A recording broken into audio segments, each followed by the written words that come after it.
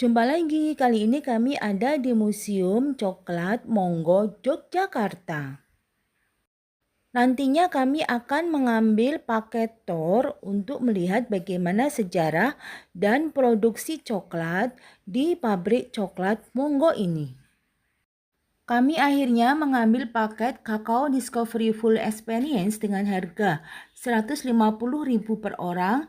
Fasilitasnya adalah mendapatkan sejarah lengkap, kemudian juga icip coklat, dan juga nanti ada praktek pembuatan coklatnya.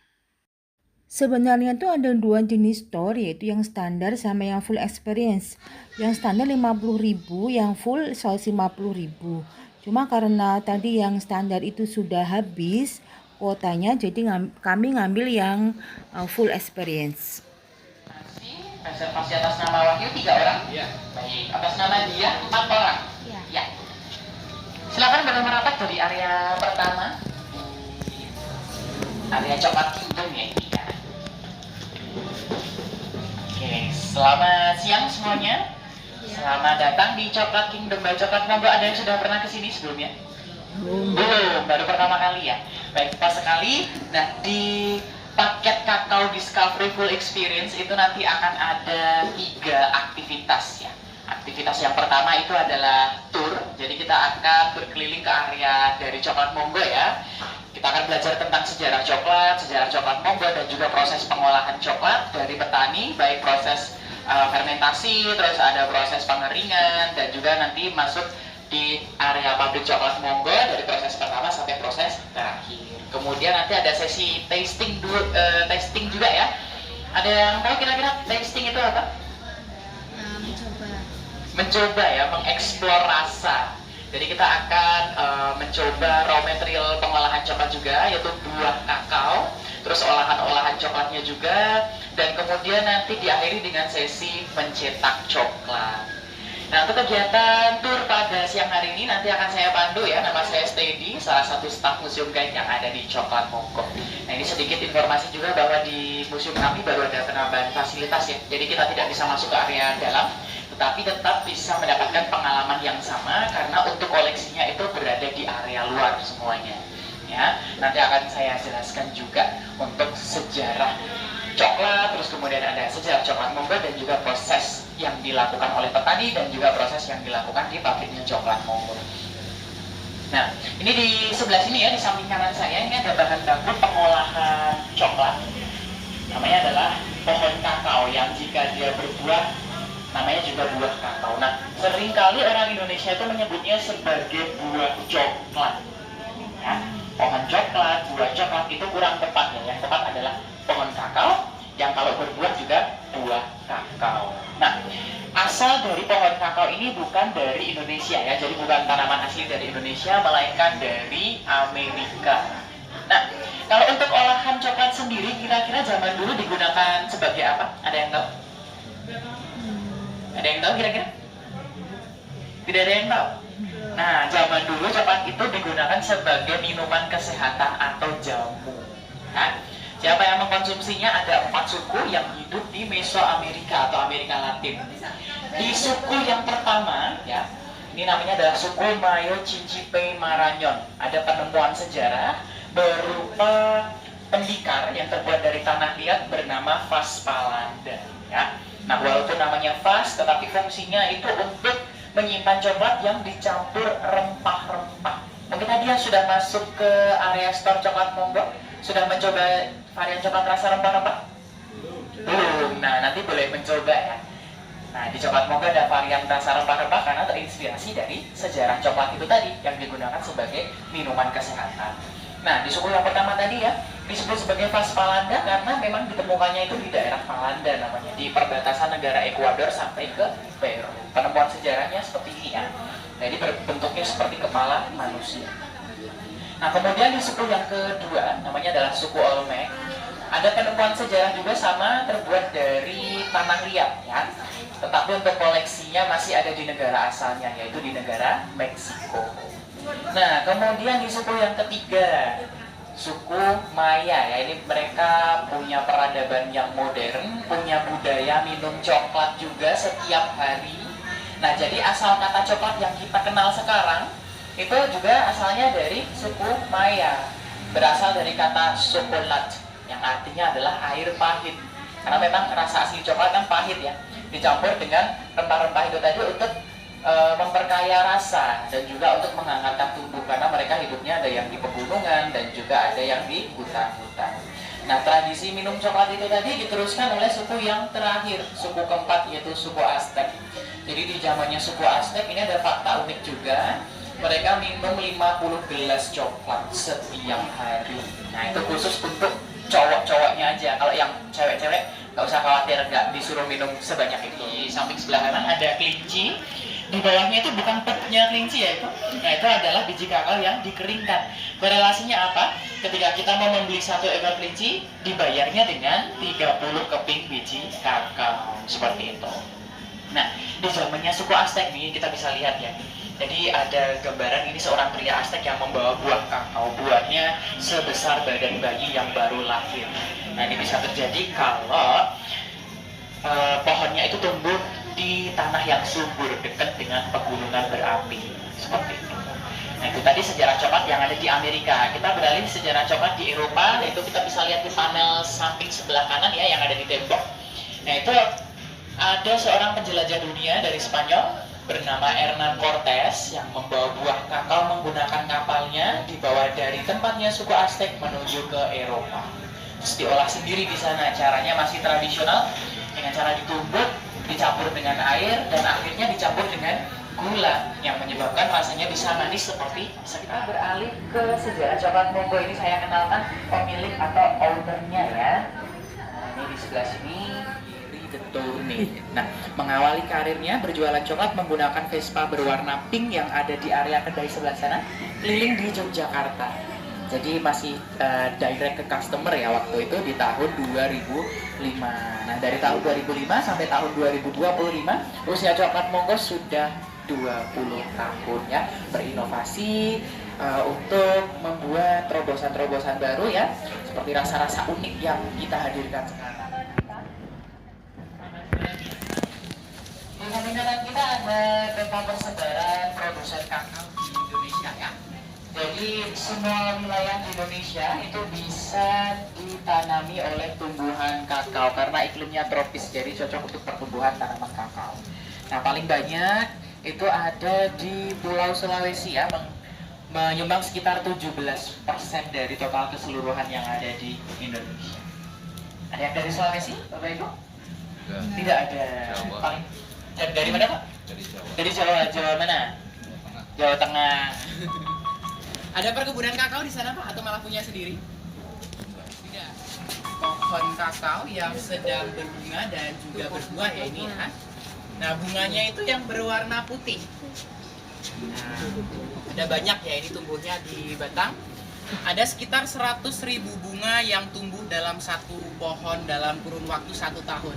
Tapi hanya 0,2%-nya saja yang bisa tumbuh menjadi buah seperti ini. Jadi tingkat kegagalannya sangat tinggi ya.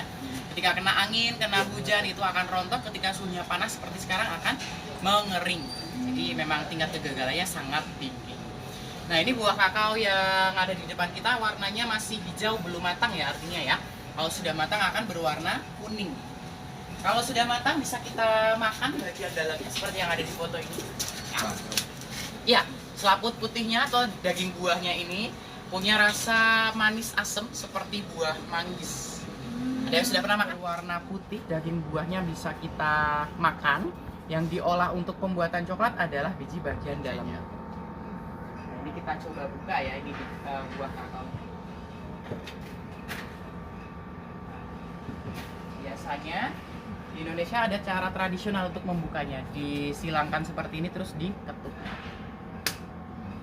Nanti salah satu akan terbuka. Nah, seperti itu. Silakan masing-masing boleh ambil satu. Mau dicoba 2 minggu ya. Proses yang dilakukan oleh petani. Tambahin daun aja. Iya betul. Kalau ditambah lagi nanti jadi tempe.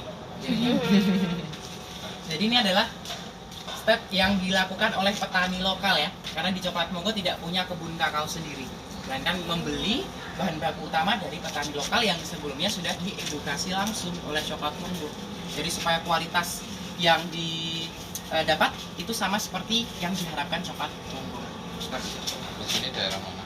Yang mana? Petani lokalnya daerah. Petani lokal itu dari seluruh Indonesia. Kalau di Jogja ada dari Gunung Kidul dan Kulon Progo. Paling banyak produksinya ada di Pulau Sulawesi tadi, Sulawesi Selatan paling banyak.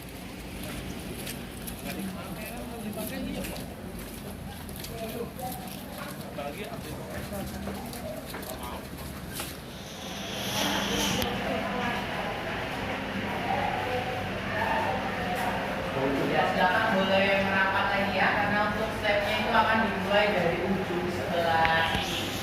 Sampingnya itu yang sedang berputar ya, itu namanya adalah mesin cooler. Jadi gunanya untuk mendinginkan biji kakao. Untuk hasil akhirnya nanti seperti yang saya pegang ini. Kita akan kuaci.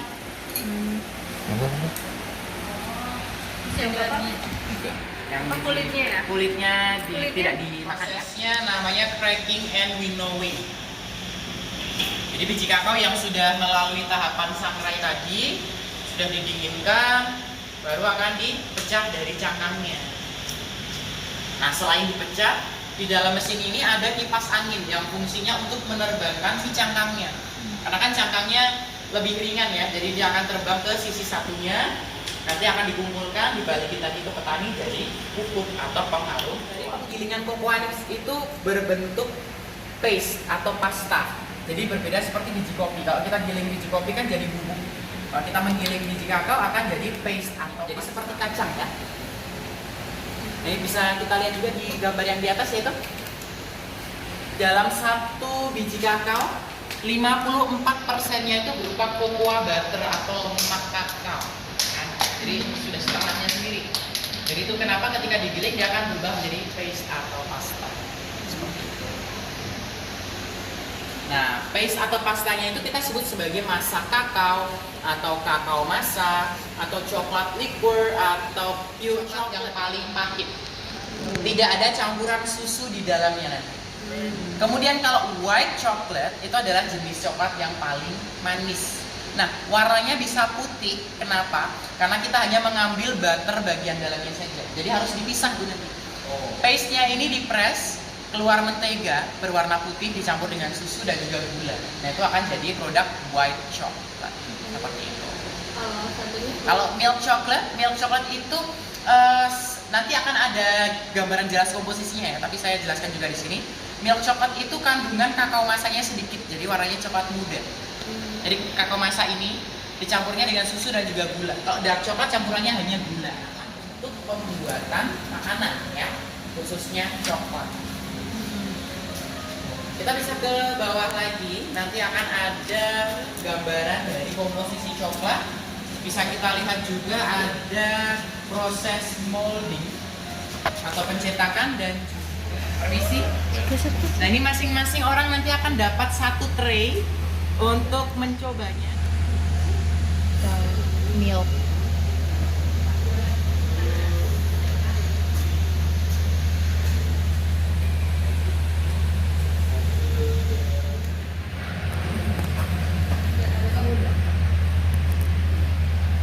Bagaimana yang sudah mencoba? Produk yang sebelumnya dicoba dicampur kakao masa atau produk sebelumnya lagi. Nah, itu akan jadi milk chocolate.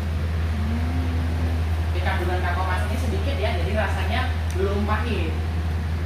Ini adalah coklat komersil yang dijual di Indonesia ya, paling banyak penjualannya adalah khususnya perempuan.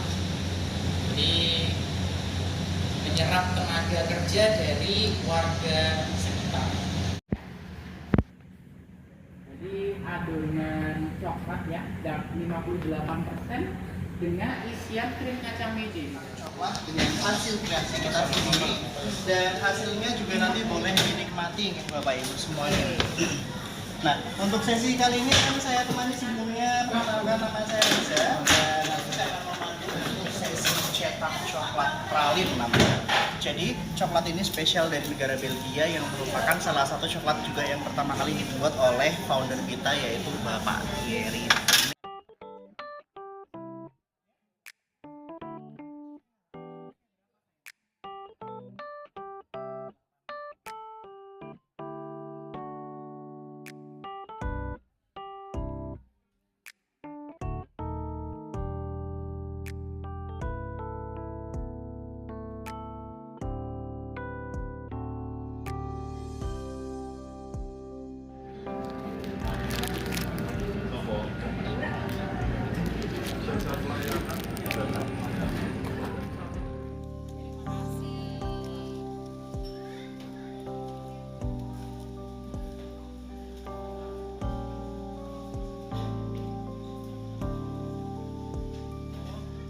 Demikian ya pengalaman kami mengikuti tour coklat full experience di Museum Monggo, Yogyakarta.